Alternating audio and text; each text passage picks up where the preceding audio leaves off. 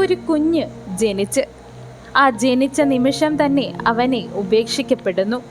അവൻ വളർന്നപ്പോൾ ലോകത്തിലെ ഏറ്റവും വലിയ വീരനാകുന്നു. എന്നാൽ അവൻ്റെ ജീവിതം മുഴുവൻ ശാപങ്ങൾ കൊണ്ട് നിറഞ്ഞതാകുന്നു.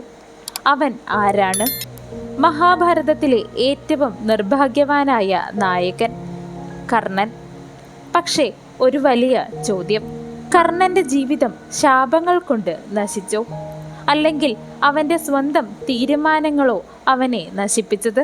ഇന്ന് നമ്മൾ അന്വേഷിക്കുന്നത് കർണന്റെ വിധിയും അദ്ദേഹത്തിന്റെ കർമ്മവും ആണ്. കുന്തി, യുവതിയായ രാജകുമാരി. ദുർവാസാവ് മഹർഷിയുടെ വരം ഒരു ദിവ്യമന്ത്രം. അവളുടെ അറിവുകേടിന്റെ ഫലമായി കുന്തി ആ ദിവ്യമന്ത്രം പരീക്ഷിക്കുവാൻ തന്നെ തീരുമാനിച്ചു. സൂര്യദേവനെ അതുപ്രകാരം ആ മന്ത്രത്താൽ അവൾ ആവാഹിക്കുന്നു. സൂര്യദേവൻ പ്രത്യക്ഷപ്പെടുന്നു. തന്മൂലം സൂര്യദേവന്റെ കടാക്ഷമായ ഒരാൺകുഞ്ഞ് അവൾക്ക് പിറക്കുന്നു. ആ കുഞ്ഞാകുന്നു വിശ്വവിഖ്യാതനായ കർണൻ. പക്ഷേ സമൂഹത്തിനോടുള്ള ഭയം കാരണം കുന്തി ആ കുഞ്ഞിനെ ഒരു പെട്ടിയിൽ കിടത്തി നദിയിൽ ഒഴുക്കുന്നു. എന്നാൽ അവനൊരു കരങ്ങളിൽ ചെന്നെത്തുന്നു, ഒരു സാരഥിയുടെ കരങ്ങളിൽ. അയാളാകുന്നു അധിരഥൻ. അദ്ദേഹത്തിന്റെ ഭാര്യയാകുന്നു രാധ. അവർ അവനെ വളർത്തുന്നു. ജനിച്ചപ്പോൾ രാജകുമാരൻ, വളർന്നപ്പോൾ അവൻ സൂതപുത്രൻ. കർണന് ബാല്യത്തിൽ തന്നെ ധനുർവിദ്യയിൽ വലിയ താല്പര്യമുണ്ടായിരുന്നു. പക്ഷേ സമൂഹം അവനെ തടഞ്ഞു, ജാതിയെ ചൊല്ലി. ഇത് തന്നെയാണ് കർണന്റെ ജീവിതത്തിലെ ആദ്യ വേദന. കർണൻ പഠിക്കാൻ പോകുന്നു. പക്ഷേ ദ്രോണാചാര്യർ അവനെ നിരസിക്കുന്നു. കാരണം അവൻ ക്ഷത്രിയനുമല്ല, ബ്രാഹ്മണനുമല്ല. ആ അവഗണനയിൽ അവനൊരു തീരുമാനം എടുക്കുന്നു: പരശുരാമനെ സമീപിക്കുക, ബ്രാഹ്മണനായി നടിച്ചുകൊണ്ട്. പരശുരാമൻ അവനെ പഠിപ്പിക്കുന്നു. കർണൻ ലോകത്തിലെ ഏറ്റവും വലിയ വില്ലാളി വീരനായി മാറുന്നു. ഒരു ദിവസം പരശുരാമൻ കർണന്റെ മടിയിൽ ഉറങ്ങുന്നു. ഒരു കീടം അവനെ അപ്പോൾ കടിക്കുന്നു. രക്തം ഒഴുകുന്നു. പക്ഷേ കർണൻ ഭയപ്പെടുന്നില്ല. രക്തം വാർന്നൊഴുകുന്നു. അതൊഴുകിയിട്ടും അവനെ തളർത്തിയില്ല. അവൻ്റെ രക്തം വന്ന് നനഞ്ഞ് പരശുരാമൻ ഉണർന്നു. അദ്ദേഹം മനസ്സിലാക്കുന്നു, ഇവനൊരു ബ്രാഹ്മണനല്ല. ഇത്രയും ധൈര്യം ഒരു ബ്രാഹ്മണനും ഉണ്ടാകത്തുമില്ല.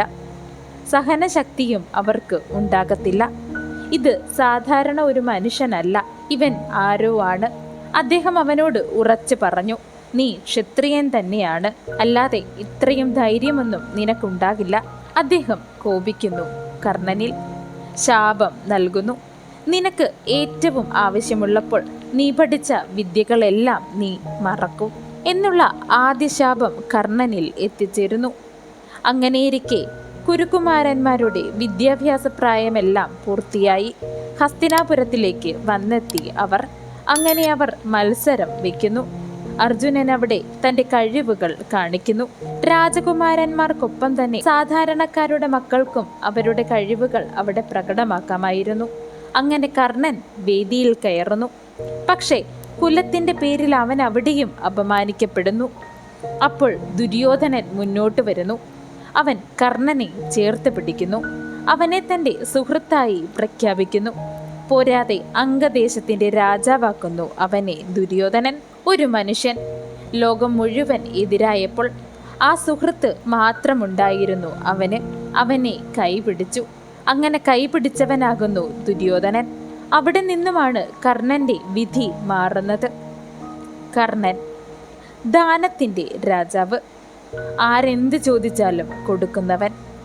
ഇന്ദ്രൻ പോലും വേഷം മാറി വന്ന് കവചവും കുണ്ടലവും തരൂ എന്ന് പറഞ്ഞു.